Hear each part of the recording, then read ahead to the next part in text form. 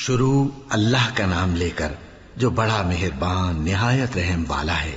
الف لام میم، یہ کتاب یعنی قرآن مجید، اس میں کچھ شک نہیں کہ اللہ کا کلام ہے، پرہیزگاروں کے لیے رہنما ہے جو غیب پر ایمان لاتے اور آداب کے ساتھ نماز پڑھتے اور جو کچھ ہم نے ان کو عطا فرمایا ہے اس میں سے خرچ کرتے ہیں، اور جو کتاب اے پیغمبر تم پر نازل ہوئی اور جو کتابیں تم سے پہلے پیغمبروں پر نازل ہوئیں سب پر ایمان لاتے اور آخرت کا یقین رکھتے ہیں۔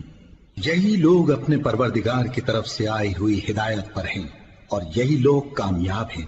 جو لوگ کافر ہیں انہیں تم نصیحت کرو یا نہ کرو ان کے لیے برابر ہے، وہ ایمان نہیں لانے کے۔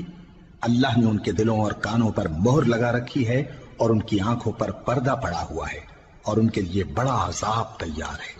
اور بعض لوگ ایسے ہیں جو کہتے ہیں کہ ہم اللہ پر اور روز آخر پر ایمان رکھتے ہیں، حالانکہ وہ ایمان نہیں رکھتے۔ یہ اپنے خیال میں اللہ کو اور مومنوں کو دھوکہ دیتے ہیں، مگر حقیقت میں اپنے سوا کسی کو دھوکہ نہیں دیتے اور اس سے بے خبر ہیں۔